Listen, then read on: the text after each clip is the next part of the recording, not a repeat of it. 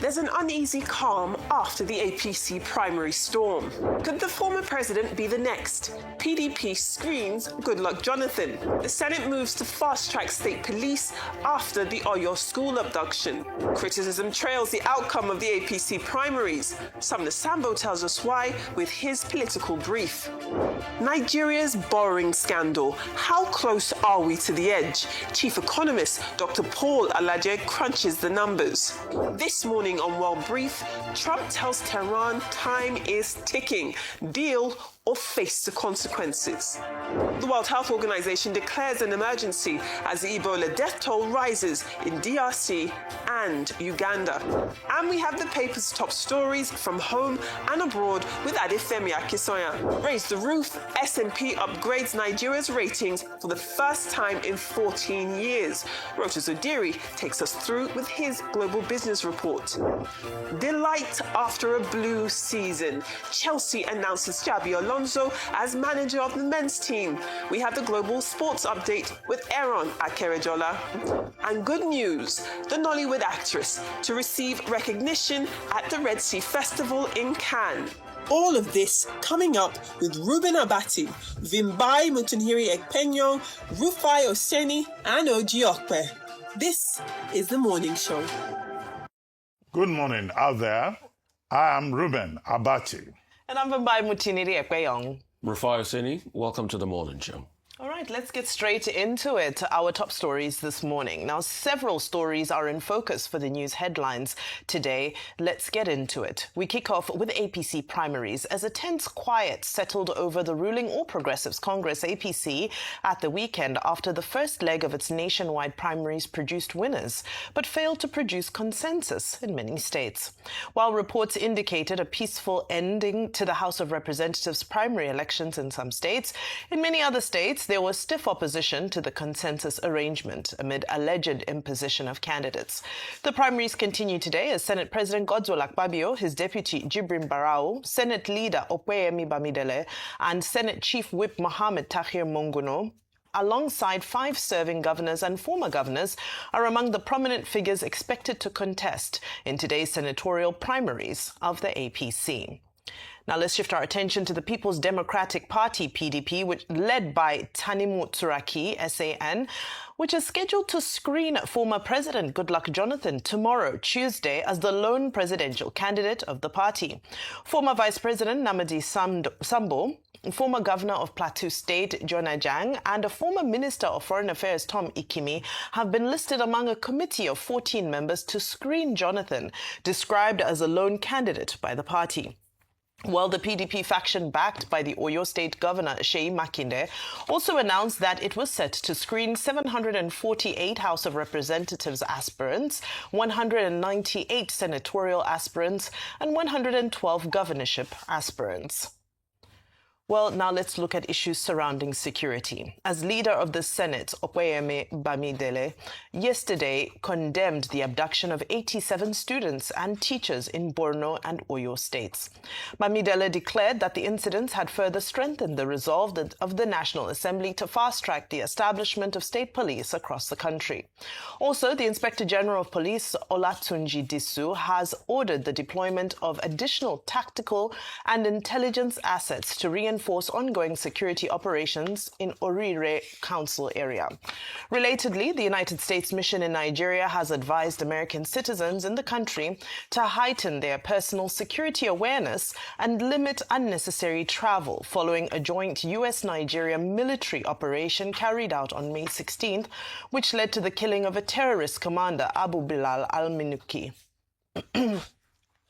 All right, now the World Health Organization has declared the Ebola outbreak in the Democratic Republic of Congo a global public health emergency.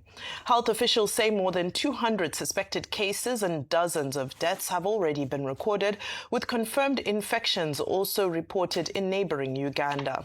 On its part, Nigeria Center for Disease Control and Prevention, NCDC, said it had started monitoring the situation and was mounting surveillance at all entry points around the country. Now, you would recall, of course, that the last time such an outbreak happened, Nigeria was able to handle it in a very commendable way, if I do say so.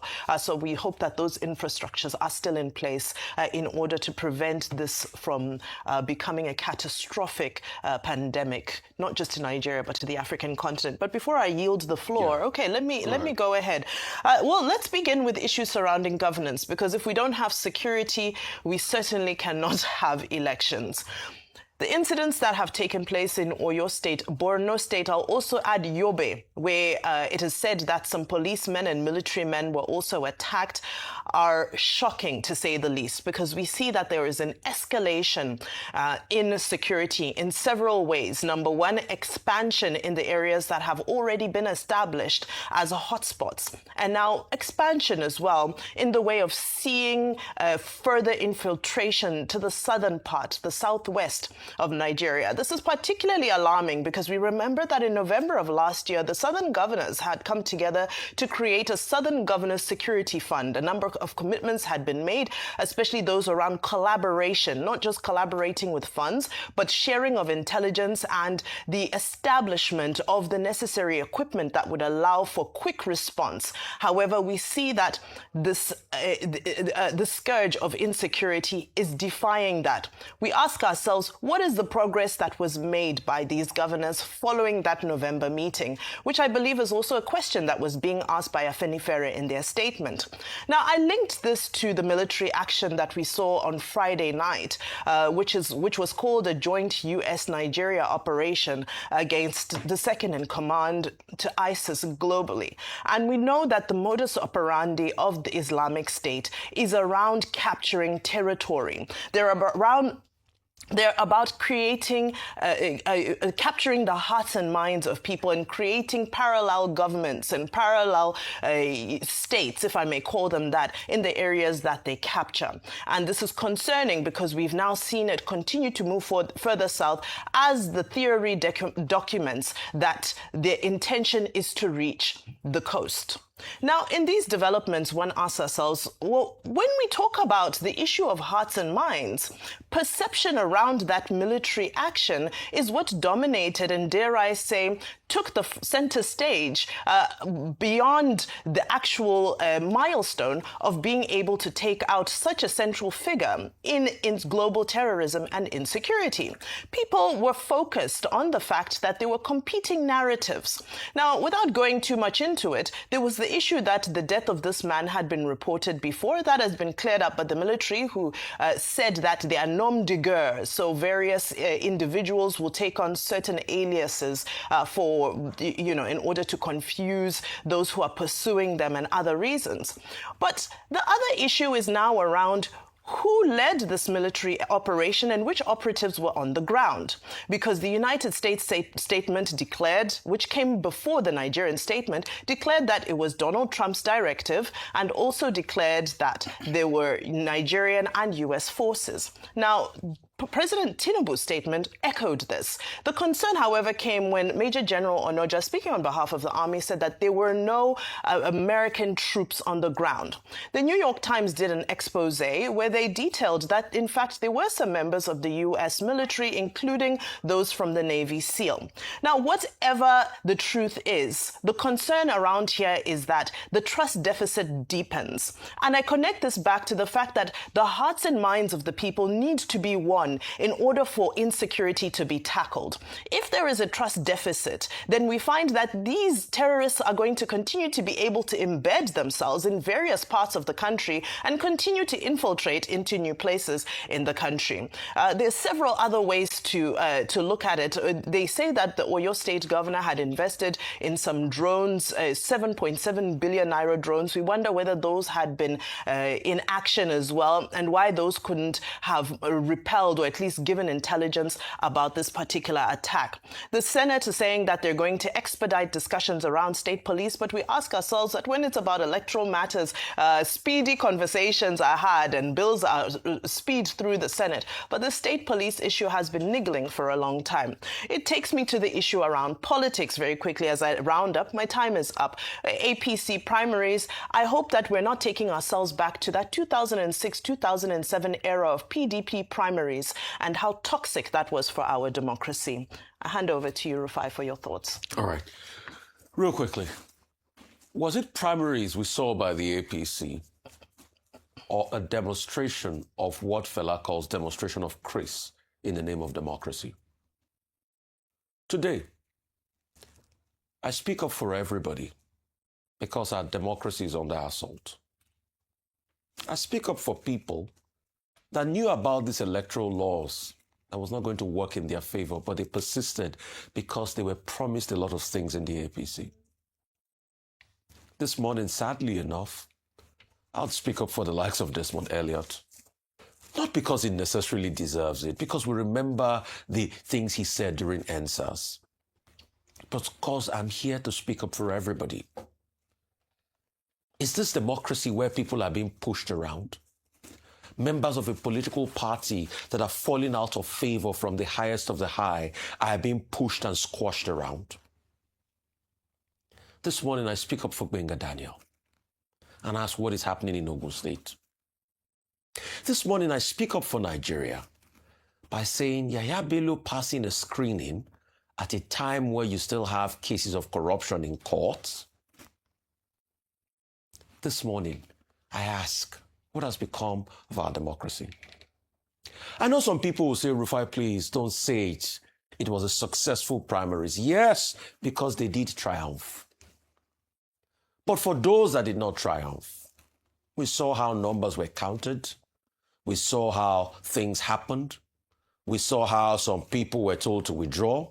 We saw how the might of the party triumphed over the rights of other people. We saw people that felt they were promised heaven and earth, automatic tickets, that's why they decamped. In all of this, Mike Igini this morning is the prophet. He saw it was going to happen. And it did happen. At least for now, the electoral laws has kept them in place. They can't decamp. So they will suffer what they must. And maybe they will build their arsenal and come and fight after 2027. But the question is, after 2027, after 2031, what will be the lot of the internal democracy system in the APC? Only time will tell. Other parties are going to have their screening also. We hear President Jonathan is being screened. So does this mean he wants to run or is being pushed into screening? Time will tell. And we are going to be looking at other political parties that you complain so bad about the APC. And we're going to watch your own process for primaries as it happens. We're going to see if you're going to do what is right, or the APC would even be better than you in internal democracy. And if the APC is, then you know that's a disaster. This weekend, we watched children being abducted from schools in Borno to Oyo State. I thought people said, oh, this was not creeping into the Southwest, that security was getting better. It's not getting any better. I saw videos of mothers crying and asking, when are we going to go back home? While the government and politicians were just still busy politicking over the weekend. We can't but beg for you to bring them back home. We saw people and terrorists that they were claims that they were killed 2 years ago surface and be killed again. But Vimba, it's not new. We killed Shekau many times in this country before he finally died. So if it takes Bayan Onuga to come out and say, oh, there was a mistake in the names written about 2 years ago.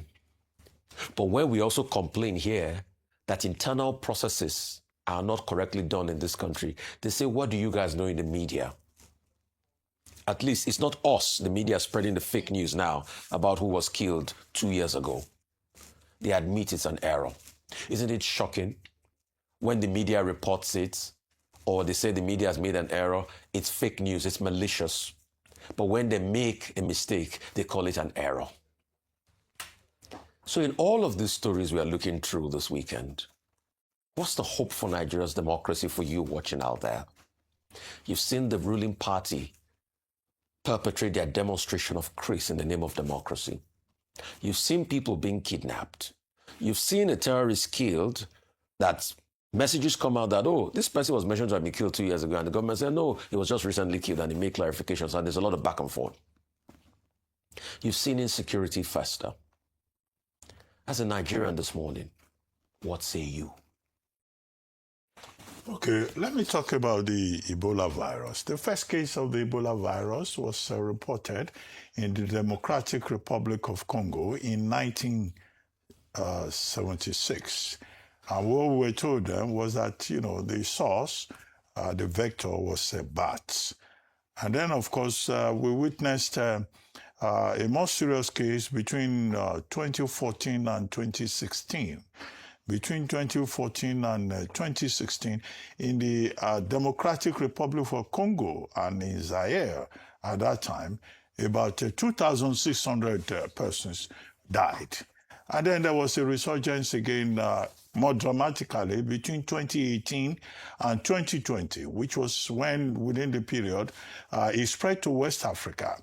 And over 28,500 people died as a result of this particular disease. But what the WHO is now saying, with this latest outbreak in the Democratic Republic of Congo, which is the 7th time is going to occur in that particular country, in the Eastern Democratic Republic of Congo, in Ituri, in a place called Ituri, in Goma, is that, well, it's an international emergency which could spread, but it is not yet of the level of COVID-19 that it will become a pandemic. But a word of caution is given, particularly within the region, South Sudan, Rwanda, and also DRC, and then Uganda, and that it has the threat of spreading.